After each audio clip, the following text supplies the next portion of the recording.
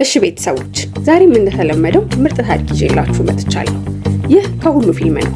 ታሪካችንን ከመጀመራችን በፊት ላይክ፣ ሼር፣ ሰብስክራይብ ማድረግና ቪፒኤን ማብራትም እንዳይረሳ።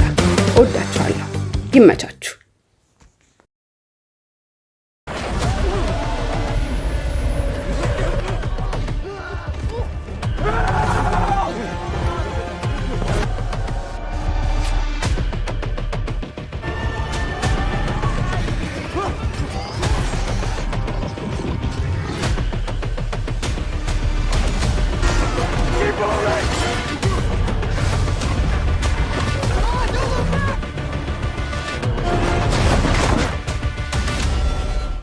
ታሪካችን ሲጀምር አንድ ወጣትን የያዘ ሊፍት በከፍተኛ ፍጥነት ከምድር ውስጥ ወደ ላይ ሲጓዝ እንመለከታለን።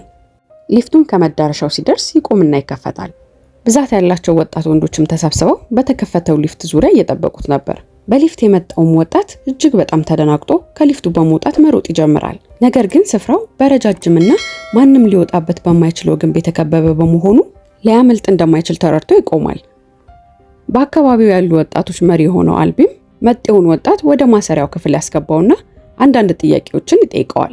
አዲሱም ወጣት ግራ በመጋባት ምንም ነገር እንደማያስታውስ ይነግረዋል።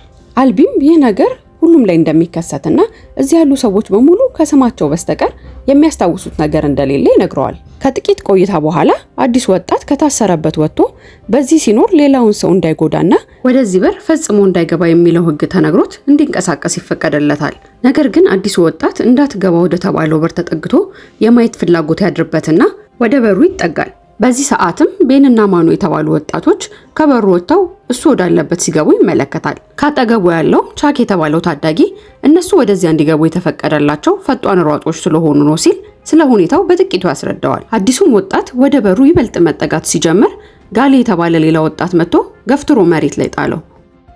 ምሽት ላይ ኒውት ለአዲሱ ወጣት ሁለቱ ፈጣን ሯጮች ሁሌ ጧት በዚህ በር ገብተው ፀሐይ ከመግባቷ በፊት እንደሚመለሱና ወደዛ በር የሚገቡትም የመውጫ መንገዱን ካርታ ለማወቅ እንደሆነና ይህንንም ላለፉት 3 ዓመታት ያለማቋረጥ እንዳደረጉት ነገር ግን እስካሁን ድረስ ምንም ነገር እንዳላገኙ ይነግረዋል። ይህንንም እየነገረው እጅግ የሚያስፈራ ድምጽ ይሰማል። ኒውትም የተሰማው ድምጽ ከዛ በበሩ ውስጥ ባለው ጥልፍልፍ ግንብ ውስጥ ያሉ ግሬቨርስ የተባሉ ፍጥሯን ድምጽ እንደሆነና ሁለቱ ፈጣን ሯጮች ፀሐይ ከመግባቷ በፊት ካልተመለሱ ሌሊቱን በቁልፍልፉ ግንብ ውስጥ እንዲያሳልፉ እንደሚገደዱ እዛ ውስጥ እንኳን ለአንድ ሌሊት ለአንድ ደቂቃ እንኳን መቆየት እንደማይቻል ይነግረዋል። ጥቂት ቆይቶ አዲሱ ልጅ ሲንቀሳቀስ ጋሊን በትከሻው ይገፋዋል። በዚህም ጋሊ የአዲሱን ልጅ ጉልበት ለመፈተን ልጁን አስገድዶ እንዲፋለሙ ያደርገዋል። በፍልሚያቸው መሃልም አዲሱ ልጅ መሬት ላይ ወድቆ ጭንቅላቱን መሬቱ ሲመታው በዚህ ቅጽበት ስሙን ያስታውስና ስሙ ቶማስ እንደሆነ በዛ ለተሰበሰቡት በሙሉ ይነግራቸዋል። በንጋታውም አልቢ ቶማስን ወደ አንድ ስሞች ወደ ተጻፉበት ግንብ ይወስደውና ስሙን በዚያ እንዲጽፍ ያደርገዋል። ቶማስ ወደ ጫካው እንደገባ ቤንን በድንገት ውስጥ ያገኘዋል። ቤንም በእጅጉ የታመመ ይመስላል። በድንገት ቤን ቶማስን ማጥቃት ጀመረ። ቶማስም ከቤን ጥቃት ለማምለጥ መሮጥ ይጀምራል። ነገር ግን ቤን ቶማስ ላይ ደርሶ ጣለው። ሊገድለውም ይታገለዋል። ዩት በስፍራው ደርሶ ቤንን መቶ ራሱ እንዲስት ያደርገዋል። በዛ የተሰበሰቡት ወጣቶች በሙሉ የቤንን ሆድ ሲመለከቱ ቤን በጥልፍልፍ ግንብ ውስጥ ባለው ኢንፌክሽን እንደተበከለ ይረዳሉ። ወጣቶቹም ቤንን አስገድደው በጥልፍልፉ ግንብ ውስጥ እንዲገባ ያደርጉታል።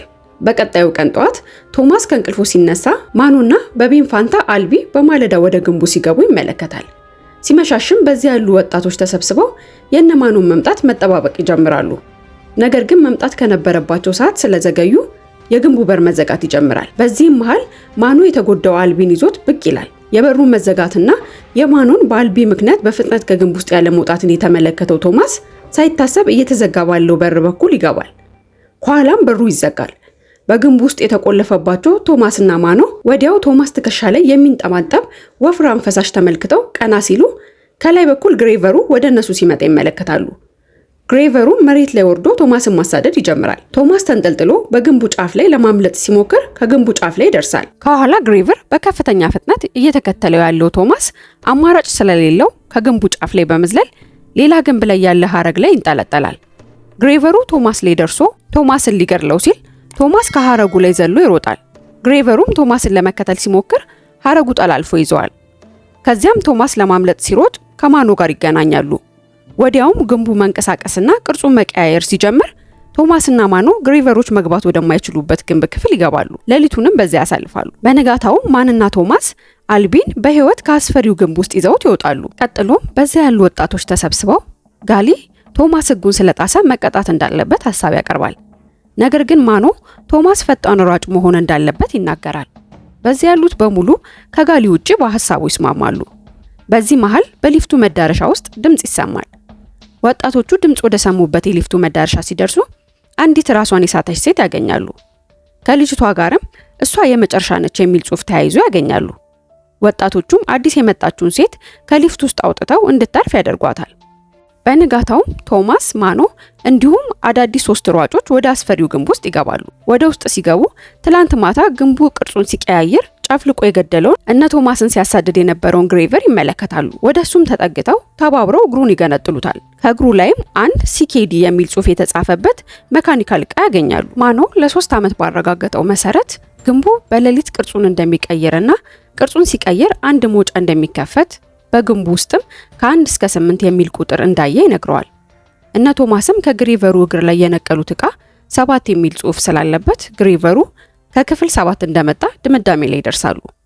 በዚህ መሃል አዲስ የመጣችው ሴት ማማው ላይ ሆና ያገኘችውን ዕቃ በሙሉ ከታች ያሉት ወጣቶች ላይ እየወረወረች እንዲሄዱላት ለማድረግ ትሞክራለች። በዚህ መሃል ቶማስን ታየውና ትረጋጋለች። ቶማስ ወደ ማማው ላይ ወጥቶ ሊያረጋጋት ይሞክራል። እሷም ስሟ ቴሬሳ እንደሚባልና ቶማስን የት እንደሆነ ባታስታውስም እንደምታውቀው ከዚህ ውጪ ግን ምንም ትውስታ እንደሌላት ትነግረዋለች። ቶማስም ስለ ሁኔታው በሙሉ ለቴሬሳ ያስረዳታል። በነጋታው ማኖና ቶማስ በግንቡ ውስጥ ይገኛሉ። በማኖ ምሪት ብዙ ክፍሎችን አቋርጠው ክፍል 7 ወደ ተባለው ማኖም ደርሶበት ወደማያውቀው ክፍል ይደርሳሉ። በዚህም ጊዜ የያዙት ከግሬቨሩ እግር ላይ የነቀሉት ዕቃ ድምጽ ማሰማት ይጀምራል። እነ ቶማስ ይበልጥ በቀረቡ ቁጥር የያዙት ዕቃ ላይ ያለው ቀይ መብራት ወደ አረንጓዴ ቀለም ተቀየረ። እያዩት አዲስ ግንብ ይከፈታል። ነገር ግን ተከፍተው የማያውቁ ግንቦች እየተከፈቱ ቅርጻቸው መቀየር፣ መገጣጠም ይጀምራሉ። ቶማስና ማኖ በፍጥነት በመሮጥ ለጥቂት እየተዘጉ ካሉት በሮች አምልጠው በህይወት ይተርፋሉ። ከዚያ ቶማስና ማኖ አዲስ መውጫ እንዳገኙ ለሁሉም ይናገራሉ። ነገር ግን ጋሊ ይህ ወጥመድ ይሆናል በማለት ሐሳባቸውን ውድቅ ያደርግባቸዋል። ይህንን እያወሩ ያለ ሲመሽ ይዘጋ የነበረው በር ሳይዘጋ ይቀርና በሱ ፋንታ አይተውት ከማያውቁት አቅጣጫ አዲስ በር ይከፈታል። ግሬቨሮቹም ይመጡባቸዋል። ወጣቶቹ በድንጋጤ ህይወታቸውን ለማትረፍ ሲሞክሩ ግሬቨሮቹ አንድ ባንድ እየተከተሉ ይገድሏቸዋል።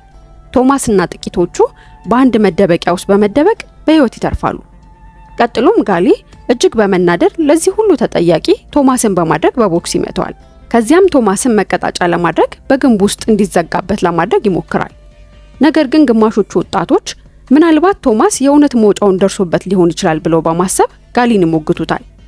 በዚህ መሃል ቶማስ አጋጣሚውን በመጠቀም የሱን ሐሳብ የሚደግፉትን አብረው ከዚህ እንዲወጡ በመጋበዝ ወደ ጥልፍልፉ ግንብ ተያይዘው ይገባሉ። ጋሊና የተወሰኑት በዚያ ይቀራሉ። እነ ቶማስም በግንብ ውስጥ ብዙ ከተዘዋወሩ በኋላ ክፍል 7 ጋር ይደርሳሉ። በህብረትም ሆነው በቀጭኑ ድልድይ ላይ በመሮጥ ከፊታቸው የሚመጣውን ግሬቨር ይፋለሙታል። በዚህ መሃል ቴሬሳ የግሬቨሩን መካኒካል እግር ስትመታው በእግሩ ላይ የተገጠመው የክፍል 7 መክፈቻ ዕቃ ከእግሩ ላይ ተነቅሎ ወደ ገደል ሊገባ ይላል። ቻክም ወደ ገደሉ ከመግባቱ በፊት የመክፈቻውን ዕቃ ወደ ገደሉ ተዘቅዝቆ ይዘዋል። ቻክ እንደተዘቀዘቀ ከገደሉ ውስጥ ወደ ድልድዩ የሚመጣ ግሬቨር በሱ አቅጣጫ ይመጣል። ነገር ግን ቴሬሳ ቻክን ጎትታ ታነሳዋለች። ሌሎቹ የቡድን አባላት ከገደል ውስጥ እየመጡ ያሉትን ግሬቨሮች በመፋለም ላይ ሳሉ ቻክና ቴሬሳ ወደ በሩ ተጠግተው የክፍል 7ን በር ይከፍቱታል። ከብዙ ትግልና ለአስጨራሽ ፍልሚያ በኋላ በበሩ በኩል በህይወት የተረፉት ያልፋሉ። ወደ ውስጥም ሲያልፉ በረጅም ኮሪደር ውስጥ ከተጓዙ በኋላ አንድ ኮምፒውተሮች የነበሩበት ነገር ግን ምንም ሰው የሌለው ላብራቶሪ ያገኛሉ።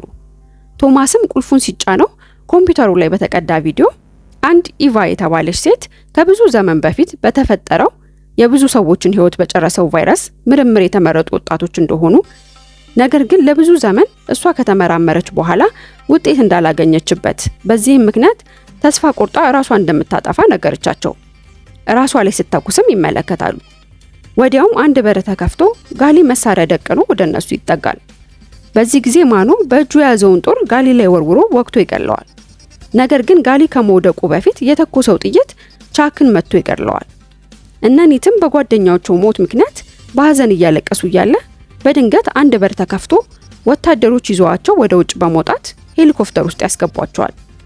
በቀጣዩ ትዕይንት ራሷን ያጠፋች ያስመሰለችው ዶክተር ኤቫ ለስራ ባልደረቦቿ ምርምር 2 እንደሚቀጥል ስትነግራቸው ታሪኩ ይጠናቀቃል። አበቃን። ከሁሉ የፊልም ቻናልን ሰብስክራይብ በማድረግ በዓለም ዙሪያ የሚሰሩ ፊልሞችን ታሪክ በአጭሩ ይመልከቱ።